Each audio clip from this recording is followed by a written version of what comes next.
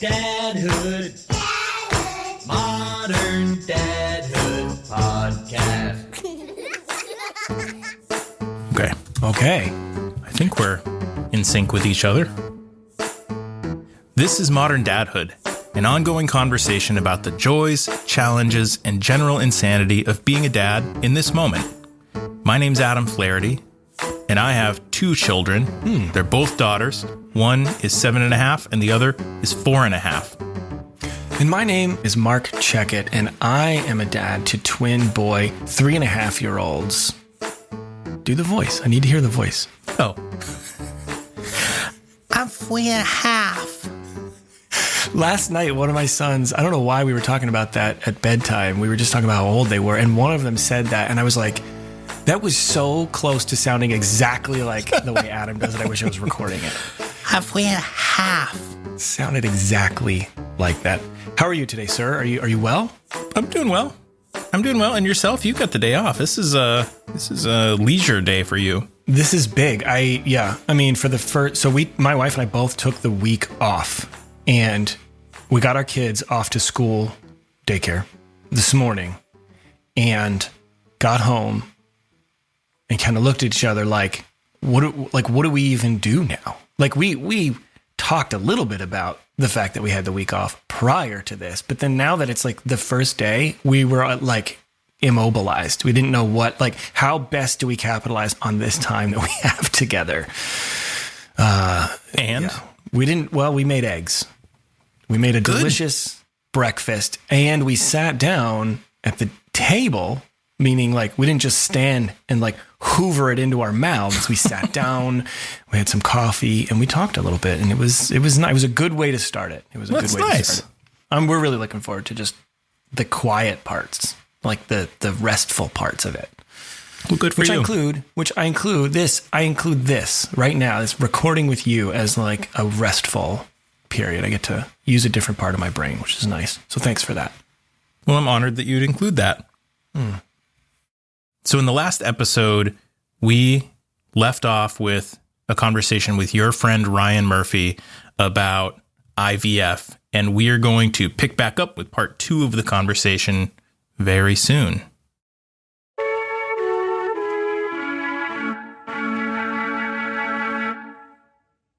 The last time that you and I spoke, you kind of laid out a little bit of a scenario happening in your family. And I wanted to check in and see kind of how things are going with the boys.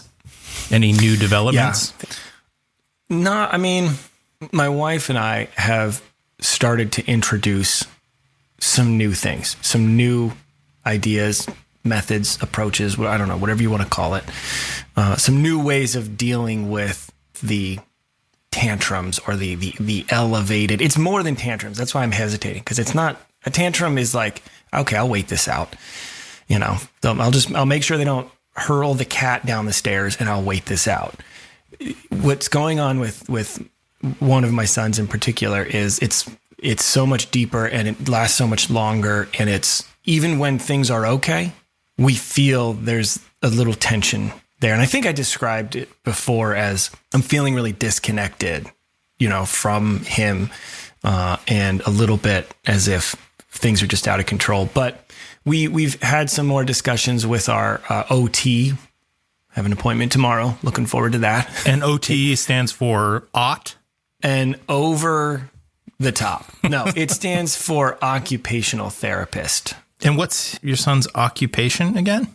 He's a mechanic. Okay. Actually.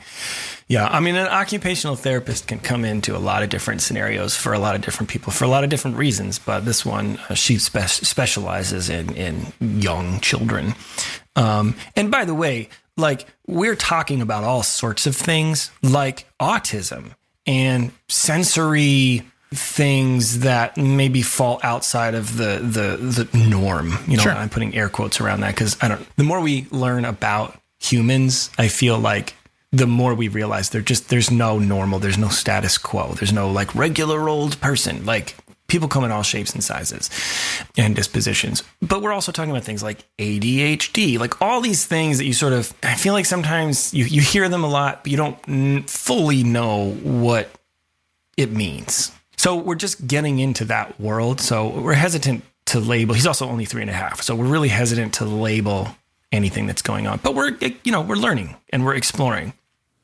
Yeah, I think that word spectrum is interesting because we used to think of everything as so black and white. This person is ADHD, or this person is autistic, or has Asperger's. Mm-hmm. And I think that, at least in my limited understanding, what we're sort of realizing is like kind of everything is a spectrum of some sort. Yeah. And I'm, the more I'm dealing with this, and just the older I get, maybe, and the more that I experience the world in which I'm a parent, which still sometimes just shocks the hell out of me, the more I realize, like, your children are like, it just sounds so dumb to say it, but like, they're their own people. They're like, your kid is their own person, and you need to learn who that person is. You don't just need to like teach and, I don't know, mentor and keep safe and feed and change, but you also need to like learn who this person is and who they're becoming and what they're into and what their likes are and dislikes are and what preferences they have. And you need to be open to sort of receiving whatever it is that comes your way from them. Mm-hmm. And I'm just, crashing down during this like realization of like, I need to be a lot more open. And something that Jordan Shapiro put in his book and that we discussed in the episode comes to mind a lot, which is I need to be able to like adapt. Mm-hmm. I need to kind of get away from that. I'm the parent. I'm the authority. I know better than you. And I need to be like, okay, I got to use my listening ears here. I need to understand a little bit better what's going on from his level, from his perspective. And I need to adapt in order to work with him. All that said, it's a work in progress. And I still get super mad when he wakes up at 4 a.m, like he did 2 days ago, and immediately starts losing his mind. 4 a.m. We tried to gracefully pull him out of the room so he didn't wake up our other son. And he's like, no, I want to go downstairs. And we're like, dude, it's 4 a.m. Like, I don't know how else to tell you. Like, it's not time to wake up. And never went back to sleep. And the rest of the day was a little bit of a disaster because of it. And I have no idea what to do with it. But I think, obviously we're working towards helping. I don't want to say correcting because there's nothing to correct. We just have more to understand. And we need to develop some new tools along the way. I'm in a better headspace, though, than I was the last time we recorded. That's good. And I know, obviously, your family is very mindful about this stuff, and you're going to do the work, to understand it and to modify it if you need to. But again, that doesn't make it any easier when things are really hard and chaotic. Yeah. I mean, it's very different thinking about this stuff sitting here with you when the rest of my house is quiet versus when he's running around the dining room, or like he did, I think it was this morning, and the full freshly folded basket of laundry gets picked up and hucked across the floor. It's really hard in those moments to be like, I need to adapt. Right. Or to sit there and talk about what strategy you're going to employ next. Yeah. When really you're just in survival mode. Yeah. Because really in my head, I'm just going, the fuck, dude? Yeah. What is going on with you? We'll get there. I hope.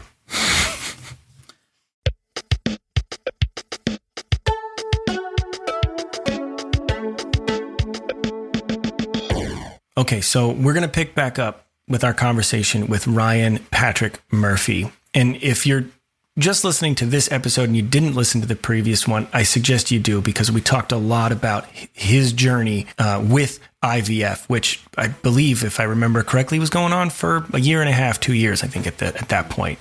And I think that's where we're going to pick up our conversation with Ryan. We're going to jump in and just see how they're doing.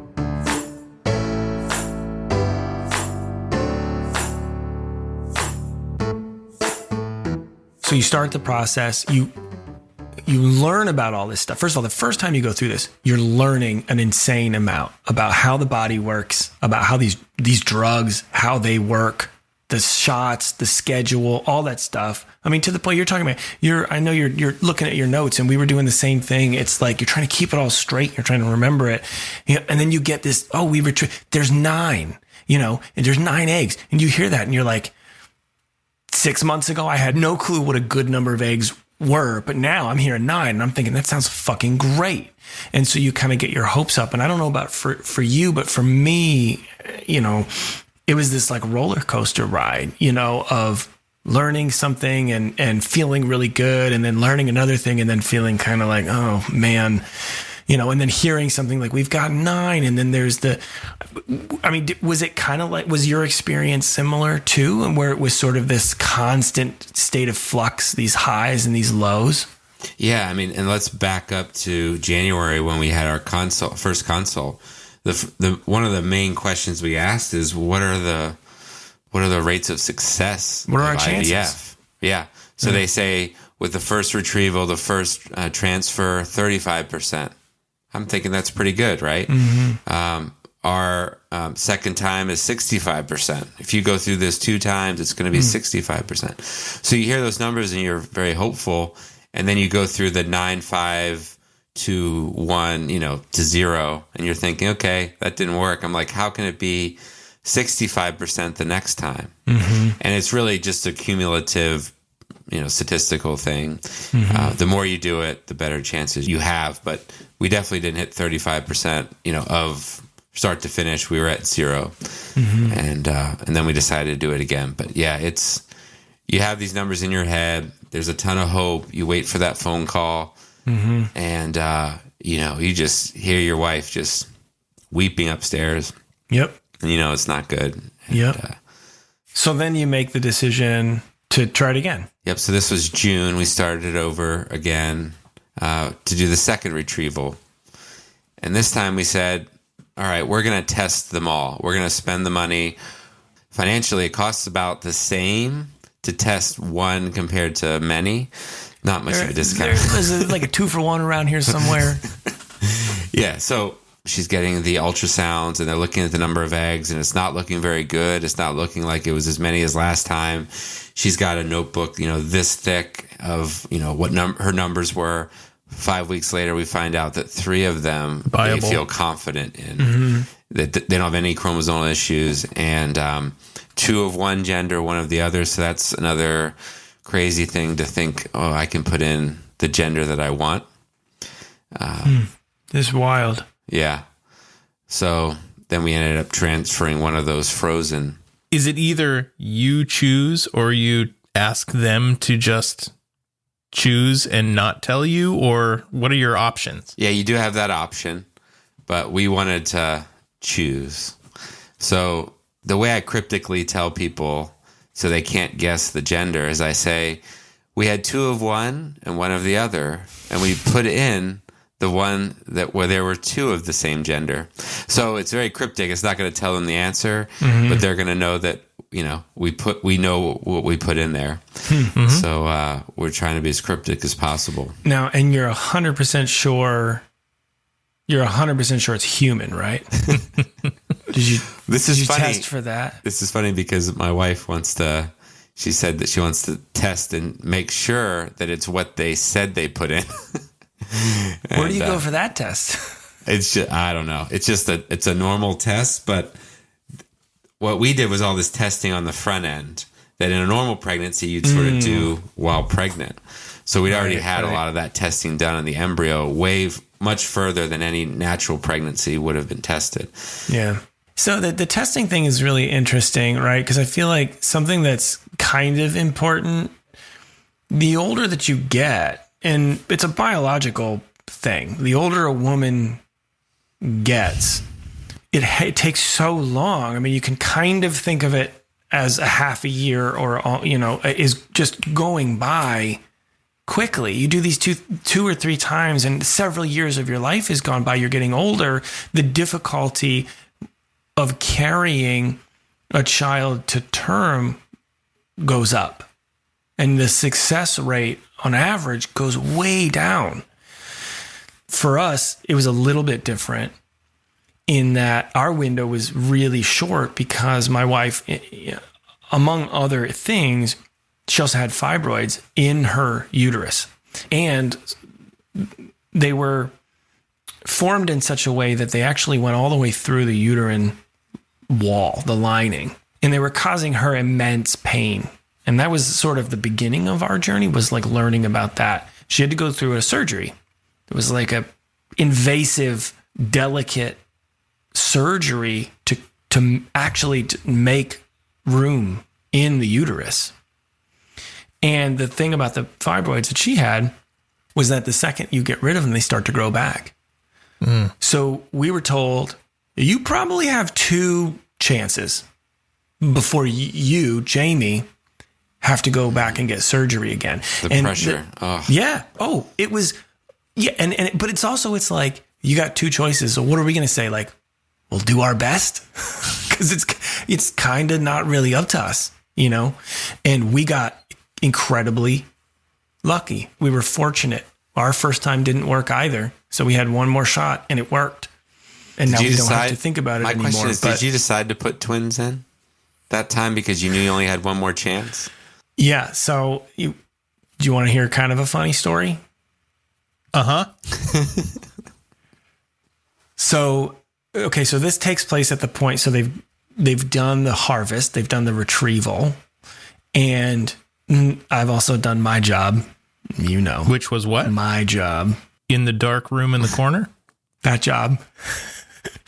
Yeah, I've gone to my weird down the hall dark room job. You read the erotic poetry from the 3-ring binder. That's right.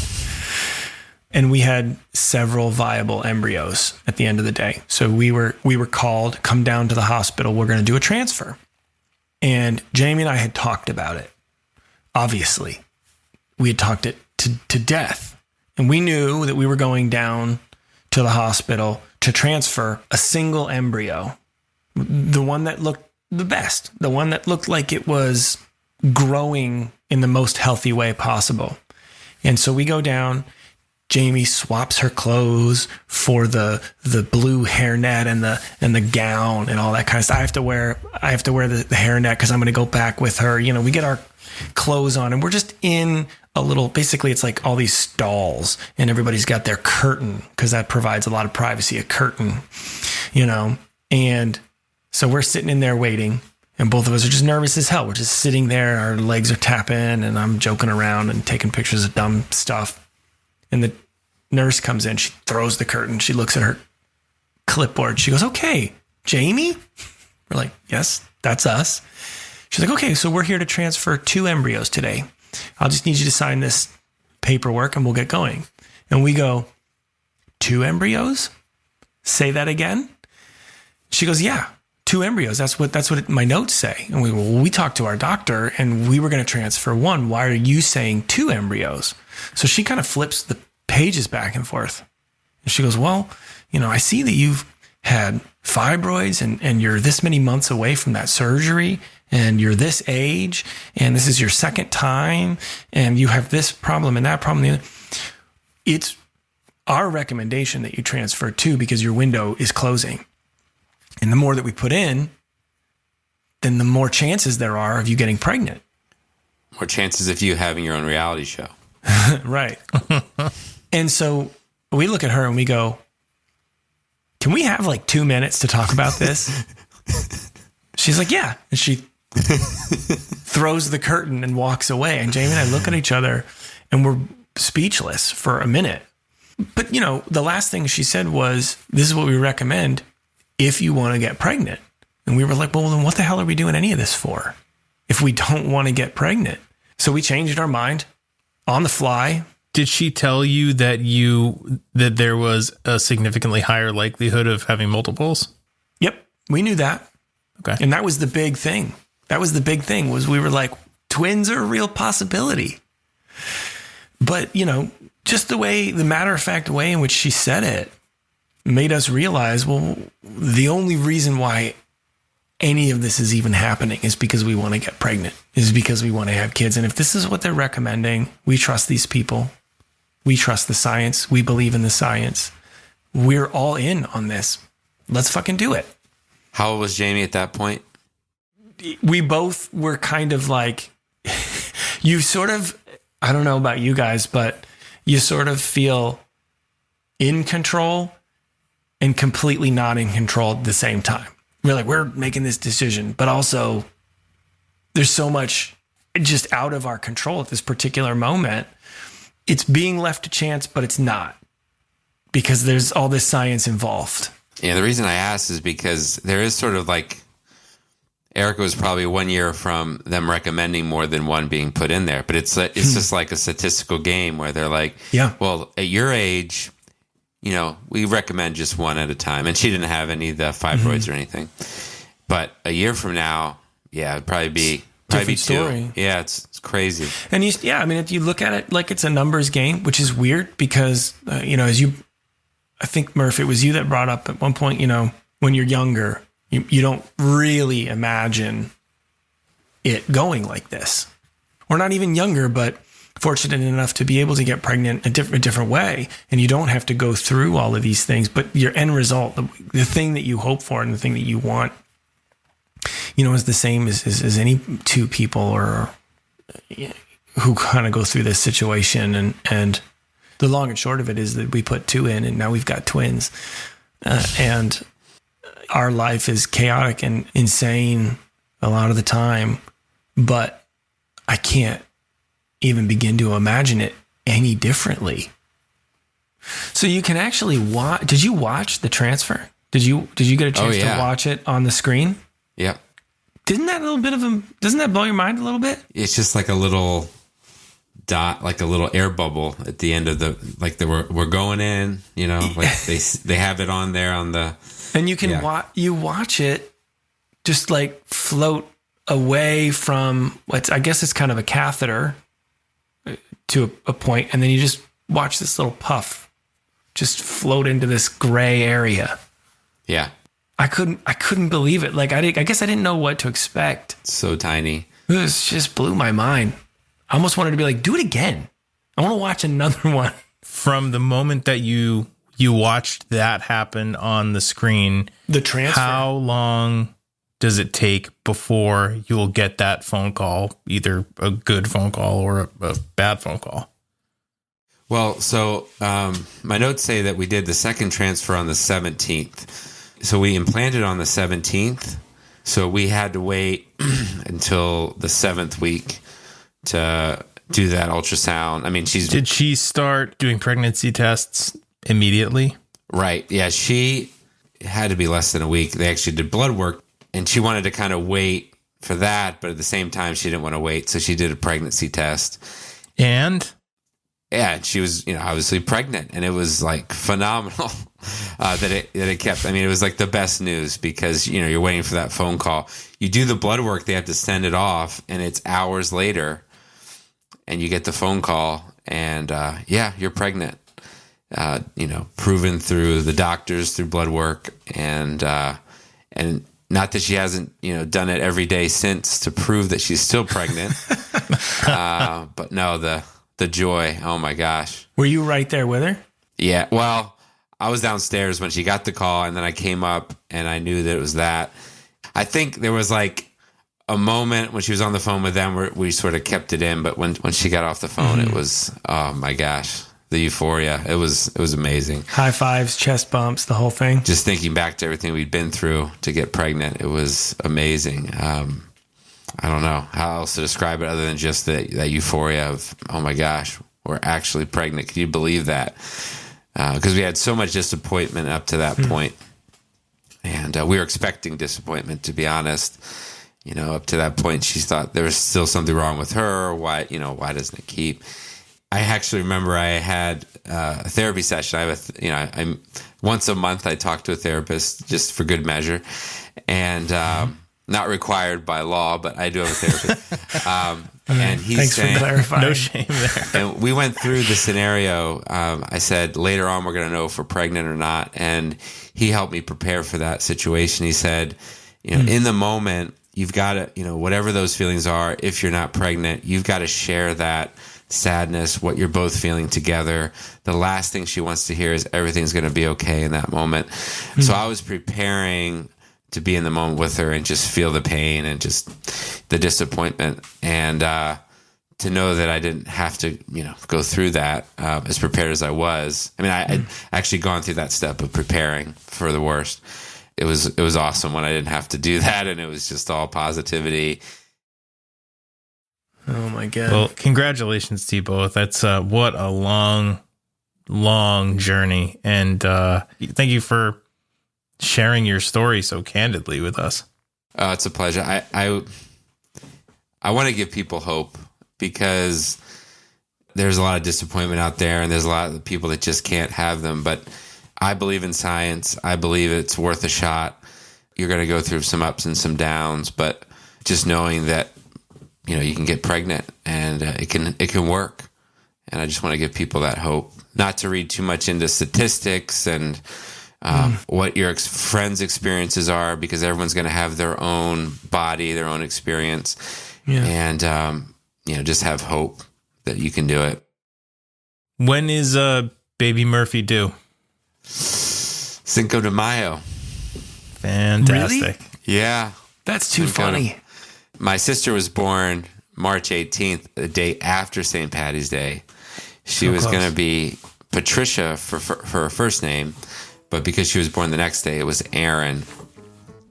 Interesting. So my parents did use dates to affect things. There's just no Hispanic and this ethnicity in our family, so it might be awkward.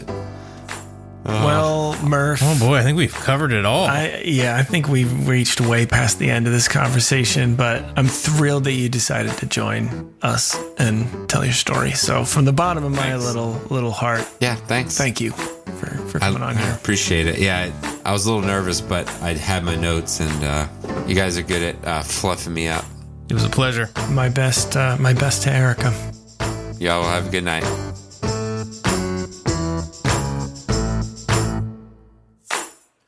Oh, Mark Andrew. Mom? Is it dinner time? I would love to try out a new segment with you if you're open to it.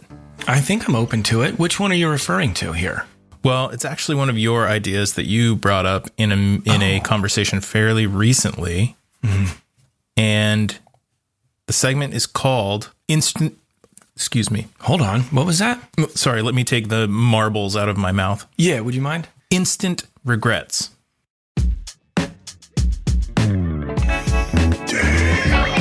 Instant regret. I just said something stupid to one of my kids. Instant regret. I wish I could take it back, but I can't. Instant regret. Stupid. Instant regret. Do you want to explain it? I'll do my best. Here's the setup, I suppose. I feel, and I'm sure you do as well. I don't. I don't. Well, then let's just can the whole thing. Proceed. You don't feel? You don't feel at all? No feeling. I think you need a hug. That's what it sounds like. Desperately.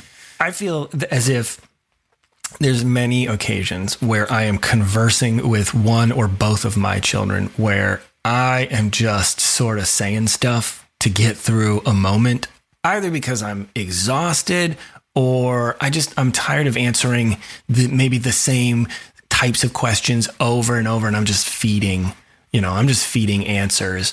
And sometimes I find myself all of a sudden saying something. As I'm saying it, I think, oh, crap. I don't think I should say that. But when I make that realization, it's too late. I've said the thing. And so I instantly regret saying the thing. When we were talking about this originally, we were referencing Mike-Birbiglia. Yes. And this bit that he has called... What I should have said was nothing. Not a ripoff. Not a direct ripoff, because we changed the name of it. And we're crediting him. So I'll give you an example. I have an instant regret moment. Maybe last week, post bath time, kids had to brush their teeth. And they were putting up a little bit of a stink. And we have a thing in our household where we try to explain like germs, and we use the word bugs. And so they know that like their tummy has little helpful bugs. And sometimes there's bugs that can make you sick. And on your hands, there can be bugs. And in your mouth, there can be bugs. So we say, don't forget, you got to clean off all the sugar bugs. Okay. And that's a cute way of saying it. Yeah. And that's actually full credit goes to our friends, Dawn and Conrad out in Montana, because they've had kids well before us. And that was something that we learned from them. So we use it. And it works really well. Sugar bugs. So it's a really nice euphemism for tartar. Right. So they're putting up a little bit of a stink, and I'm saying, guys, you don't want the sugar bugs to get out of control. And this is the end of the night. I'm ready to be on the couch. So I'm half in it. And they're like, well, but why? Why do I have to? Well, because, your teeth will get dirty and they'll start to rot. You don't want that. What does that mean? Why? And they're just coming back at me with this like tude and asking all of these questions. And I'm just like leaning against the bathroom wall, shoulders kind of slumped and head back, just trying to field all of these questions, but just don't. And I know exactly that posture, because I feel like every day at a certain point when it's like getting ready for bed, I find myself in that same posture. Yeah. My eyes are half shut. My head's leaning against the wall. And I'm in my head, I'm like, can we just get through this next 10 minutes, like without me reminding you to do every single step and without having to answer question after question of things that like I'm happy to sit down and explain in depth. Yeah. Just not right now. Maybe not right now. Maybe we can pick this up at another time. And, I don't know about you, but in those moments, sometimes that mechanism in my brain that switches over to like sarcasm, that dial starts to get a little bit loose and starts to float back and forth between, I'm trying to teach you to be a parent and I don't care anymore about anything. And so I find myself saying like, well, you don't want, look, if you don't do it, then the sugar bugs while you're sleeping, they're just going to crawl out of your mouth, climb up your face and go into your eyes. That wasn't nice of you to say, Mark. And I got to like the eyes part and I realized like the tone of my voice had shifted, and instead of being slumped with head back, I looked down at them and they're both just standing there like eyes open, toothbrushes in hand, like mouths open, not saying anything. Petrified. And I instantly regretted taking that too far. And of course, in my mind, I'm like, okay, one of two things is going to happen. I'm not going to say anything else. And they're going to go to bed and then they're going to wake up screaming from nightmares. Oh, yes. Thinking that there are literal bugs on their face trying to get into their eyes while they're sleeping, or I have to backpedal a little bit.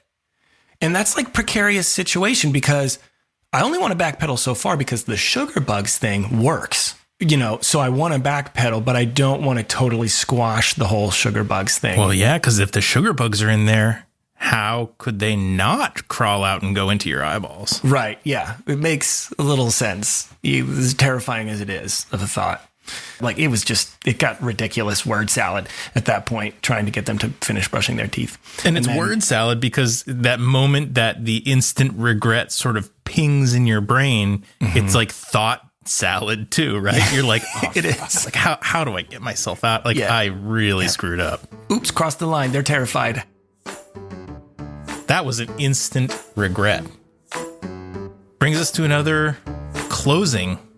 This is of an the episode. end, man. This is we've made it. I gotta say, I really like your friend Murph. I think he's a good dude. I think he's a class act. We should give another plug to Ryan's podcast, Chucka Talk with Ryan Murphy, for all of you polo cross fans out there. That's CHUKKA TALKKA. It can be found probably wherever you find Modern Dadhood. Yep. Speaking of which, for more information on Modern Dadhood, you can visit moderndadhood.com. You can find our podcast on Apple, Stitcher, Spotify, Amazon, anywhere you might listen. And we would ask that you please consider taking just a moment to give us a quick rating and review as well as a follow or subscribe. You know, you can also follow us on Instagram and Facebook. Sometimes we put up some content there that you don't see on the show or hear on the show.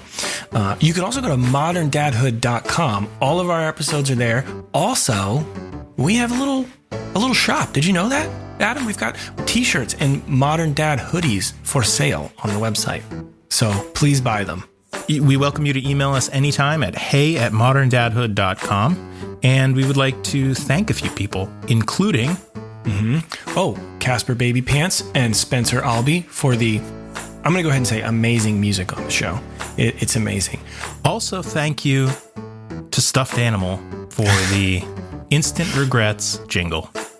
Thank you to Pete Morse at Red Vault Audio for, I think there's like knobs and faders and all sorts of audio engineering magic that he does to make us sound really good. I'd also like to thank my good friend, and hopefully maybe now your good friend, Murph, for joining us on the show and frankly for telling a personal story as well. He left nothing up to the imagination. He doesn't. That's part of Murph. And like we always say to close out the show, we want to send a very heartfelt thank you to you for listening.